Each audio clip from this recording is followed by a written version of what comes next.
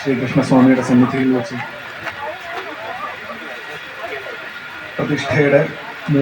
പുനഃപ്രതിഷ്ഠയുടെ 3ാം വാർഷികം ആഘോഷിക്കുന്ന ഈ വാർഷികോത്സവ വേളയിൽ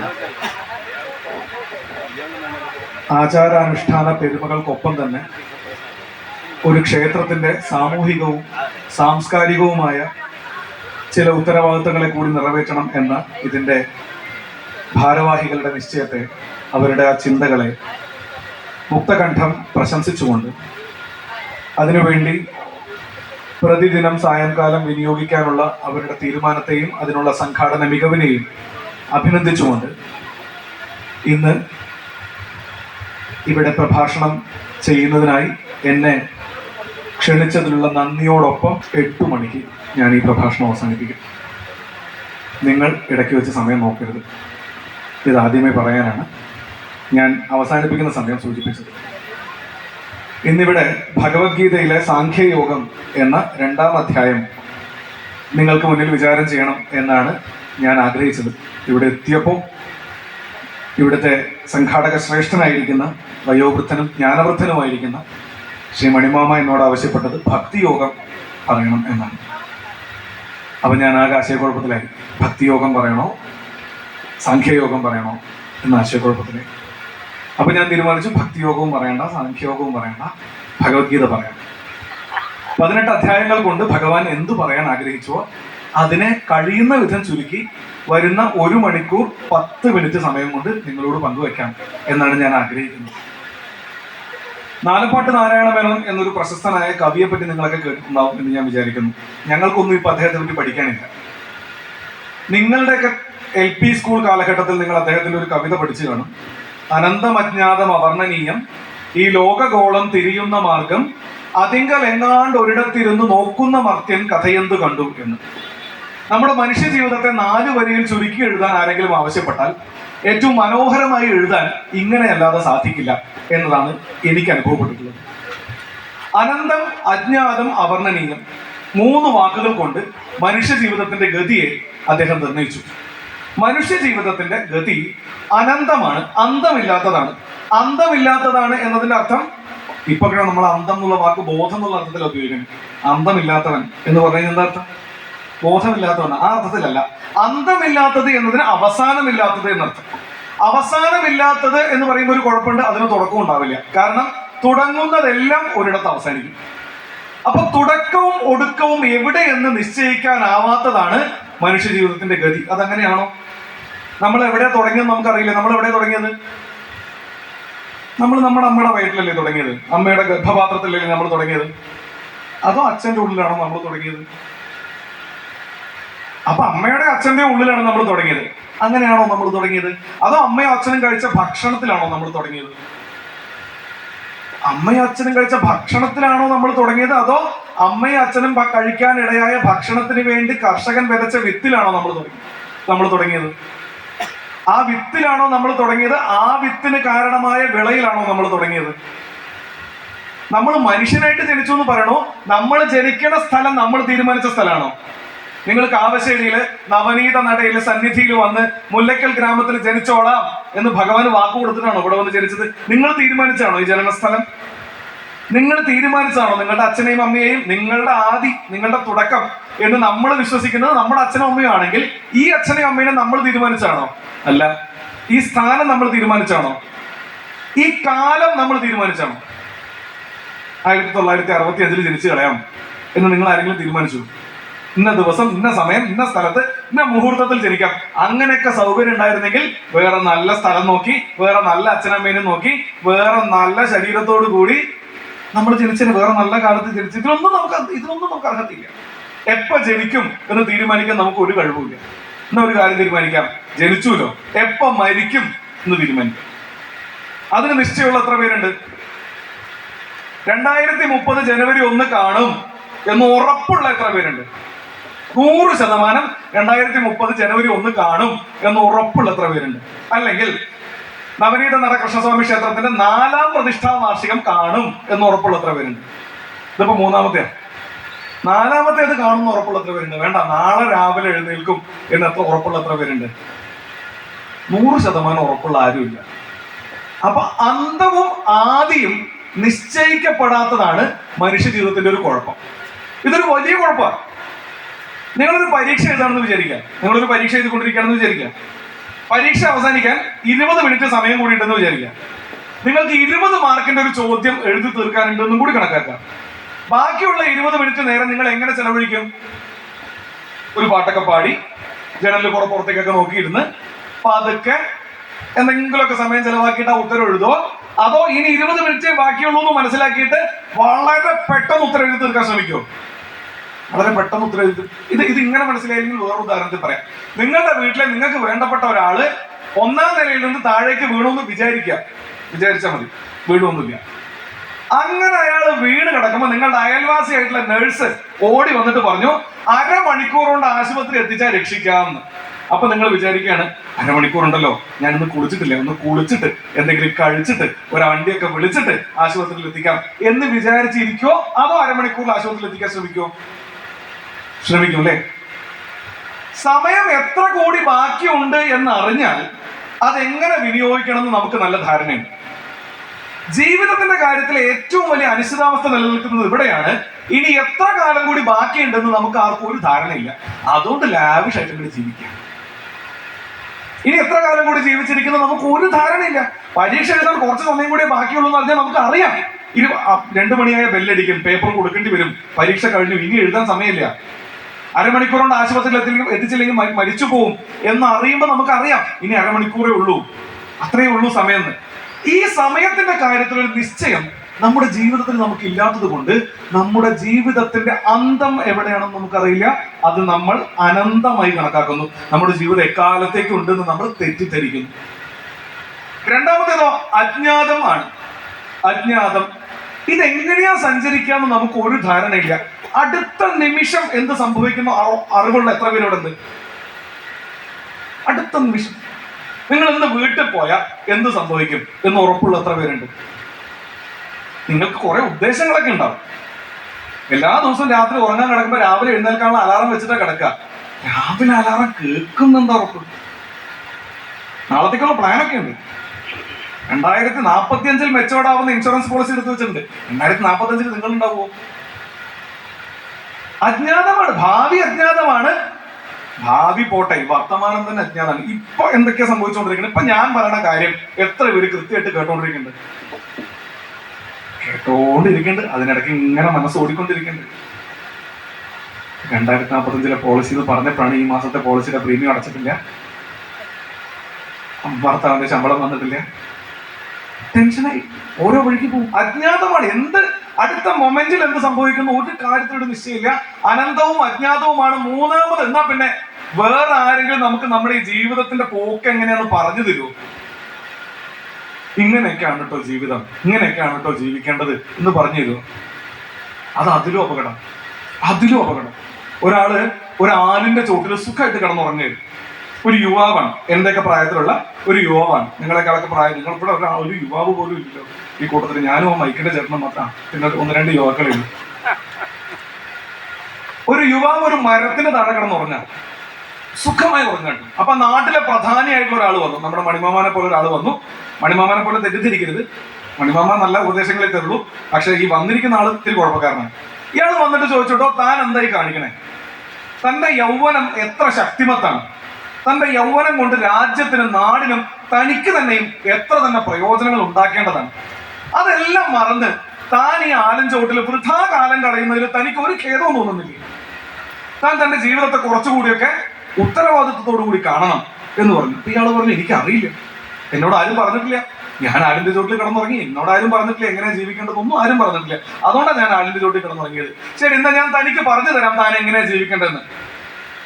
ഞാനൊരു കാര്യം ചെയ്യാം, തനിക്ക് 2 ആട്ടിൻകുട്ടികളെ തരാം, ഒരു ആണാടിനെയും ഒരു പെണ്ണാടിനെയും. താൻ അതിനെ പരിപാലിച്ചിട്ട് ജീവിക്കാന്ന് പറഞ്ഞു. ശരി, അങ്ങ് പറയുന്ന പോലെ ആ 2 ആട്ടിൻകുട്ടിയെ കൊടുത്തു, ഒരാണാടും പെണ്ണാടും. അത് കുറച്ചു കാലം ഇയാൾ അതിന് തീറ്റയൊക്കെ കൊടുത്ത് വളർത്തി. കുറച്ചു കാലം കഴിഞ്ഞപ്പോൾ അവര് 2 പേരും തമ്മിൽ ക്രോസ് ചെയ്ത് അതിൽ നിന്ന് മക്കളുണ്ടായി, 3-4 ആട്ടിൻകുട്ടികളുണ്ടായി. അപ്പൊ ഇയാൾ അതിനെയും വളർത്തി. അങ്ങനെ കുറച്ചു കാലം കൊണ്ട് ഇയാളൊരു 10-20 ആട്ടിൻകുട്ടികളായി. അപ്പൊ ഇയാൾ വീണ്ടും ആ ആദ്യം ഉപദേശിച്ച ആളോട് പോയി ചോദിച്ചു, എൻ്റെ ഇപ്പൊ ധാരാളം ആട്ടിൻകുട്ടികളായി, ഇനിയിപ്പോ ഞാൻ എന്താ ചെയ്യേണ്ടത്? ഒരു കാര്യം ചെയ്യും, അതൊന്ന് കുറച്ചെണ്ണത്തിനെ വിറ്റിട്ട് കുറച്ച് കോഴിക്കുഞ്ഞുങ്ങളെയും ഒരു പശുക്കുട്ടീനെയും വാങ്ങാന്ന്. ശരി, ആയിക്കോട്ടെ. അയാൾ കുറച്ച് കോഴിക്കുഞ്ഞുങ്ങളെയും ഒരു പശുക്കുട്ടീനെയും വാങ്ങിച്ചു, അതിനെ പരിപാലിച്ചു. കുറച്ചു കാലം കൊണ്ട് കോഴികളുടെ എണ്ണം കൂടി, പശുവിന്റെ എണ്ണം കൂടി, പാല് വിൽക്കലായി, കോഴിമുട്ട വിൽക്കലായി, ഇങ്ങനെ പലതുമായി. ഇങ്ങനെ കുറെ കാലം ഇയാൾ അധ്വാനിച്ചു കഴിഞ്ഞപ്പോ ഈ ഉപദേശിയോട് പോയി ചോദിച്ചു, ഇനി ഞാൻ എന്താ ചെയ്യേണ്ടത്? എടോ, തനിക്കിപ്പോ അത്യാവശ്യം വരുമാനമൊക്കെ ആയില്ലേ, താനൊരു കാര്യം ചെയ്യാം, താനൊരു കല്യാണം കഴിക്കാം എന്ന് പറഞ്ഞു. ഇയാൾ അപ്പൊ തന്നെ നാട്ടിൽ മുഴുവൻ അന്വേഷിച്ചു, നല്ലൊരു പെൺകുട്ടിയെ കണ്ടുപിടിച്ച് വിവാഹം കഴിച്ചു. വിവാഹം കഴിച്ചപ്പോൾ ഇയാൾ ചോദിച്ചു, ഇനിയിപ്പോ ഞാൻ എന്താ ചെയ്യേണ്ടത്? ഒരു കാര്യം ചെയ്തു, താനൊരു വീട് വയ്ക്കും. ശരി, അങ്ങനെ ആവട്ടെ എന്ന് പറഞ്ഞ് ഈ ഉള്ളതിനൊക്കെ വിറ്റ് വലിയൊരു വീട് വെച്ചു. വലിയൊരു വീട് വെച്ച് ഈ ഗൃഹപ്രവേശത്തിനായിട്ട് ഈ ഉപദേശിയെ ക്ഷണിച്ചു, ഉപദേശിച്ചുകൊണ്ടിരിക്കുന്ന അദ്ദേഹത്തെ ക്ഷണിച്ചു. വീടൊക്കെ വെച്ചു. അങ്ങ് പറഞ്ഞതുപോലെ ഇനി ഞാൻ എന്താ ചെയ്യേണ്ടത്? ഇനിയിപ്പോ താനൊരു വീടൊക്കെ വെച്ചില്ലേ, സുഖമായിട്ട് ഉറങ്ങിക്കോളൂ ഈ വീട്ടിലെന്ന് പറഞ്ഞു. ഇയാൾ ആലിൻചോട്ടിൽ എന്താ ചെയ്തുകൊണ്ടിരുന്നത്?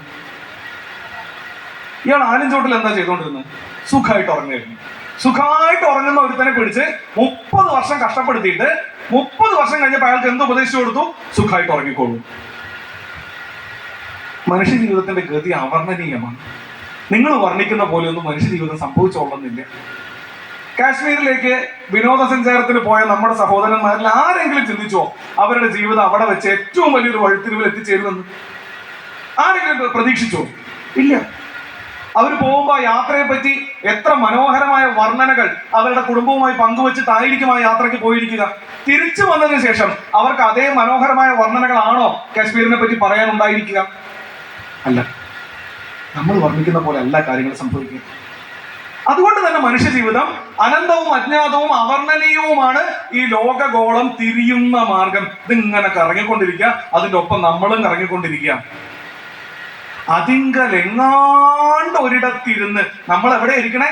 കാവശ്ശേരിയിലെ മുല്ലക്കൽ ഗ്രാമത്തിൽ ഒരിടത്തിരിക്കുന്നു. മുല്ലക്കൽ ഗ്രാമം, കാവശ്ശേരി പഞ്ചായത്ത്, ആലത്തൂർ ബ്ലോക്ക് പഞ്ചായത്ത്, പാലക്കാട് ജില്ല, കേരള സംസ്ഥാനം, ഭാരതം എന്ന രാജ്യം, ഏഷ്യ എന്ന വൻകര, ഭൂമി എന്ന ഗ്രഹം, നവഗ്രഹങ്ങൾ, സൗരയൂഥം, ഇങ്ങനെ കണക്കെടുത്ത് പോയി കഴിഞ്ഞാൽ നമ്മൾ എവിടെ ഇരിക്കണേ?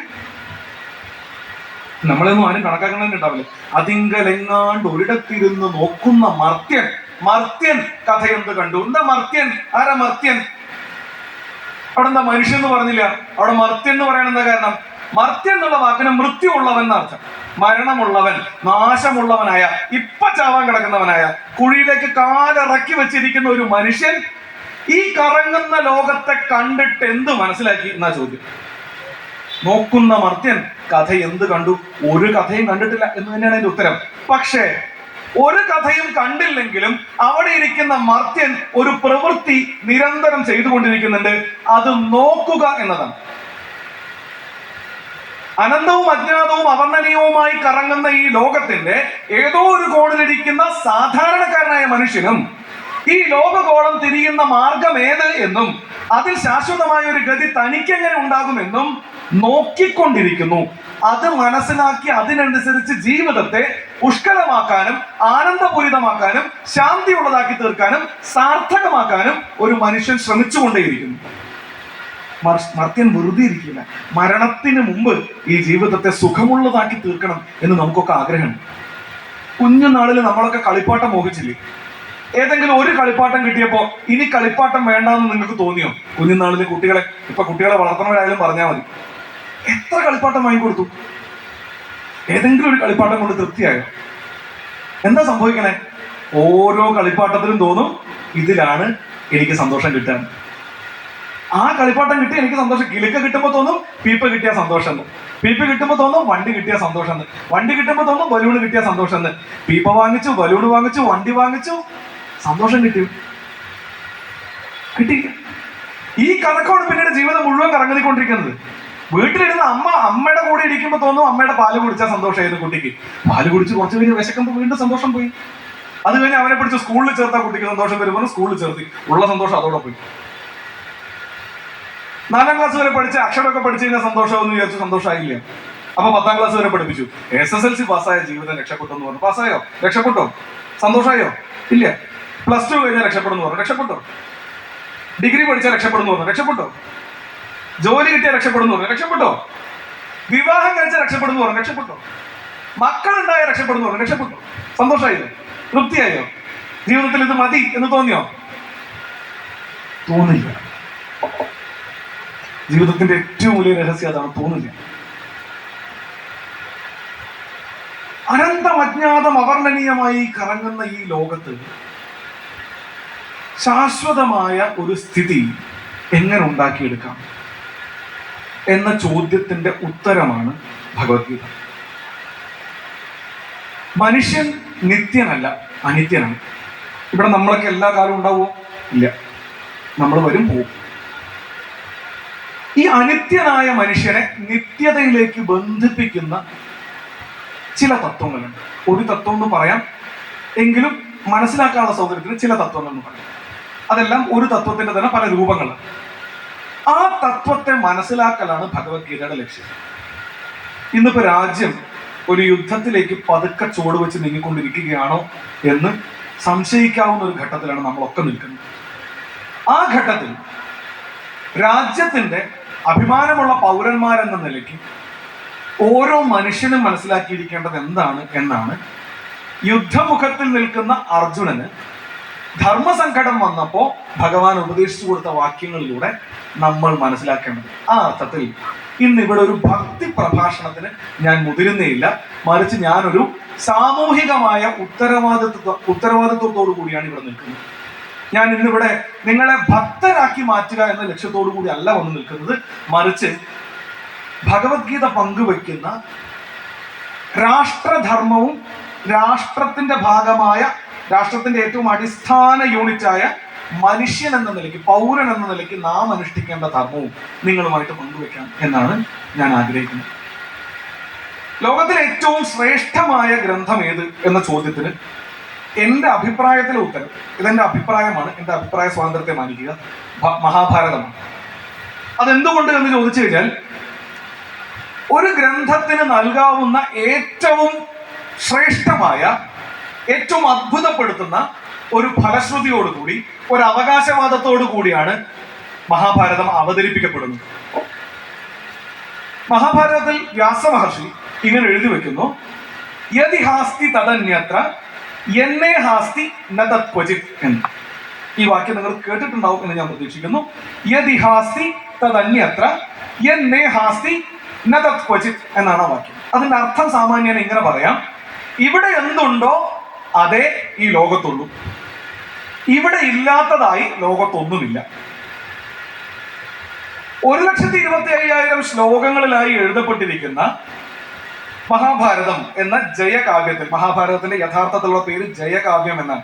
തത്തോ ജയമുദീരകേത് എന്നാണ് മഹാഭാരതത്തിൽ. മഹാഭാരതത്തിന്റെ പേര് ജയം എന്നാണ്. നമ്മളാണ് അതിനെ മഹാഭാരതം എന്ന് വിളിച്ചത്. ആയിക്കോട്ടെ, ആ യുദ്ധത്തിന്റെ പേരാണ്, കുരുക്ഷേത്ര യുദ്ധത്തിന്റെ പേരാണ് മഹാഭാരതം എന്നൊക്കെ, അത് പിന്നീട് ഒരു ചർച്ചാ വിഷയമാക്കാം. ആ ഗ്രന്ഥത്തിന്റെ തുടക്കത്തിൽ തന്നെ അവകാശപ്പെടുന്ന ഒരു വലിയ അവകാശവാദമാണ്: ഇവിടെ എന്തുണ്ടോ അതേ ഈ ലോകത്തുള്ളൂ, ഇവിടെ ഇല്ലാത്തതായിട്ട് ഈ ലോകത്തൊന്നുമില്ല. ഇങ്ങനെ പറയാൻ പറ്റൂ? ഇങ്ങനെ പറയാൻ പറ്റും? ഈ മൊബൈൽ ഫോൺ മഹാഭാരതത്തിലുണ്ടോ? ഇവിടെ എന്തുണ്ടോ അതേ ലോകത്തുള്ളൂ എന്ന് പറഞ്ഞിട്ട് മൊബൈൽ ഫോണും എയർ കൂളറും മൈക്കും സിസ്റ്റവും ഒന്നും ഇല്ലല്ലോ എന്ന് വെച്ചാൽ അങ്ങനെയല്ല. വസ്തുതാപരമായി ഓരോ വസ്തുക്കളും എന്ന നിലയ്ക്ക് സാങ്കേതികമായി എല്ലാം ഉണ്ട് എന്ന അർത്ഥത്തിലല്ല, മനുഷ്യ ജീവിതത്തിന്റെ ഏതേത് തലങ്ങളെ മനുഷ്യൻ സ്പർശിക്കുമോ ആ തലങ്ങളെ കുറിച്ചെല്ലാമുള്ള വിശദമായ വർണ്ണന ഇവിടെ ഉണ്ട്.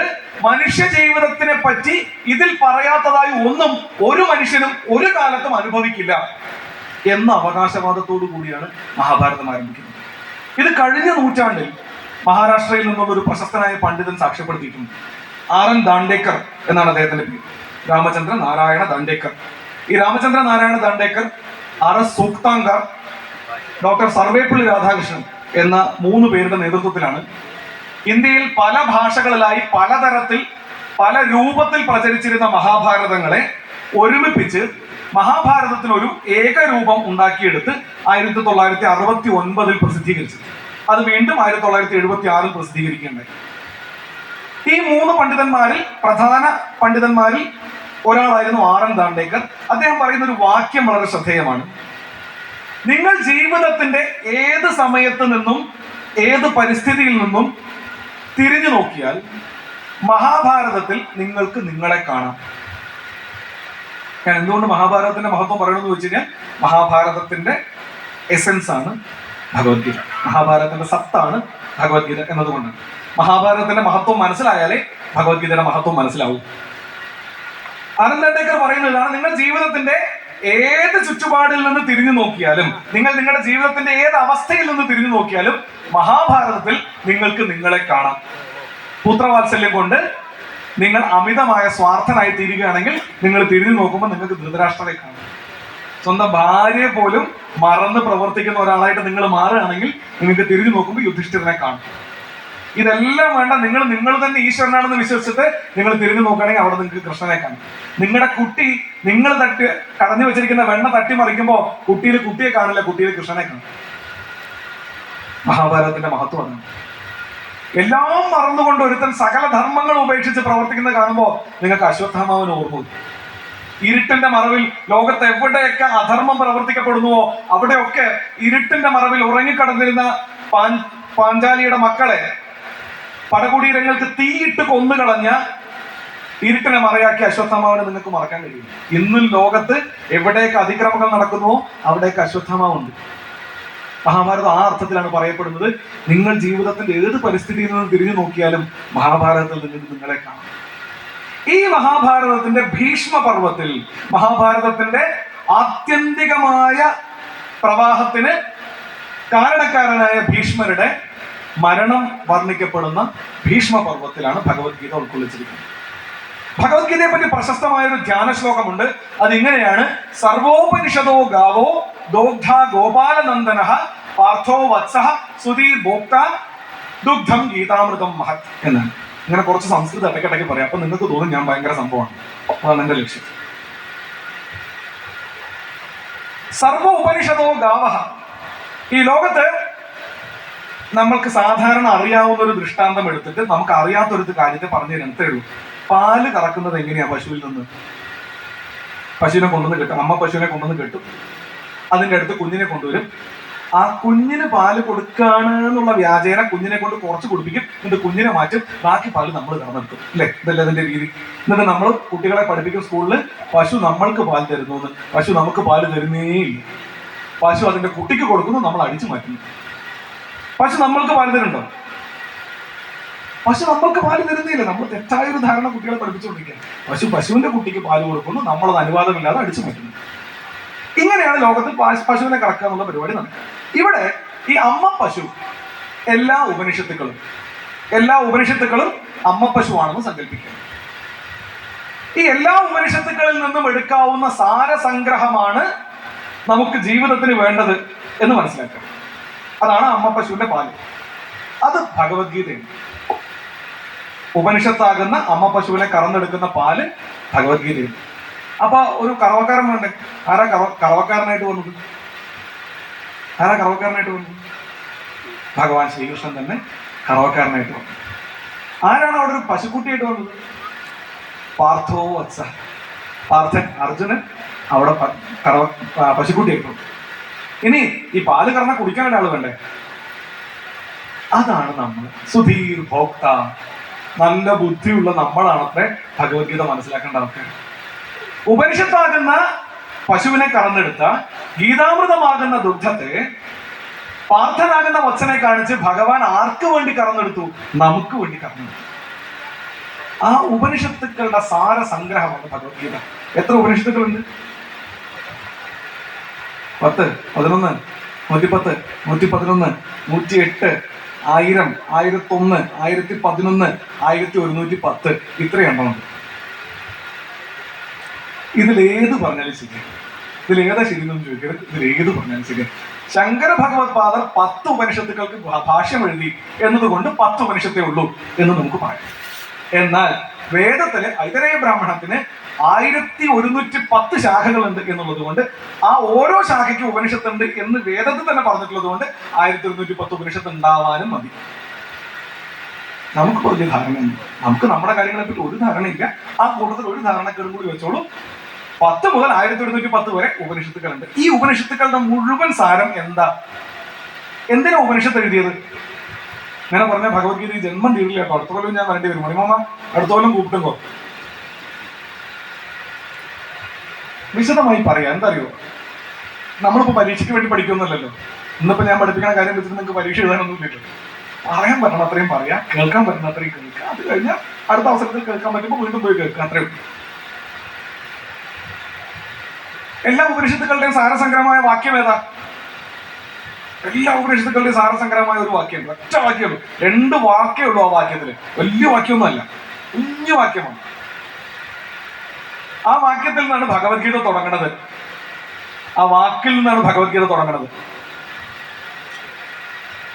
സർവ ഉപനിഷത്തുക്കളുടെയും സാരസംഗ്രഹമായ ഒറ്റ വാക്യം, 2 വാക്കുള്ള ആ വാക്യം ധർമ്മം ചര എന്നു. ധർമ്മം ചര, സത്യം പറ, ധർമ്മം ചര.